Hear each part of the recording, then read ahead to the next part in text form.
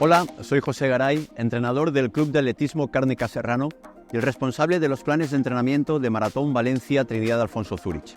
Dentro de pocos meses, concretamente el 1 de diciembre, daremos el pistoletazo de salida al gran objetivo de la temporada. Estoy seguro que muchos de vosotros estáis pensando en el maratón y en iniciar la preparación. Pues bien, este año hemos desarrollado una planificación de 16 semanas específicas que se adecúan perfectamente a vuestras posibilidades de rendimiento. Por tanto, cada uno de vosotros deberá elegir el plan para conseguir su objetivo real de marca.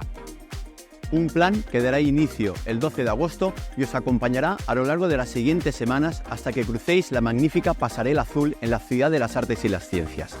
La planificación está dividida en 5 mesociclos diferentes, 5 periodos en los que cada uno de ellos tiene una serie de contenidos y de objetivos que realizar.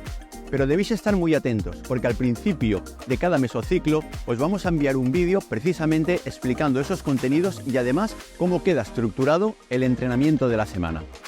Una vez empecéis a realizar el plan de trabajo, cada domingo por la tarde vais a recibir una newsletter precisamente con esa información, pero además os vamos a enviar información muy valiosa, como por ejemplo la realización de los mejores ejercicios de tonificación, de elasticidad, de core. Estamos convencidos que es muy importante trabajar en la prevención y, por supuesto, los mejores consejos en la utilización del material deportivo. Como veis, nosotros lo tenemos todo preparado. Es el momento de que nos conectemos juntos con Maratón Valencia Trinidad Alfonso Zúrich. Estamos convencidos que hemos realizado la mejor preparación para ti, para que cada uno de vosotros consigáis vuestro sueño maratoniano. Un saludo, muchísimo ánimo y nos vemos en el siguiente vídeo.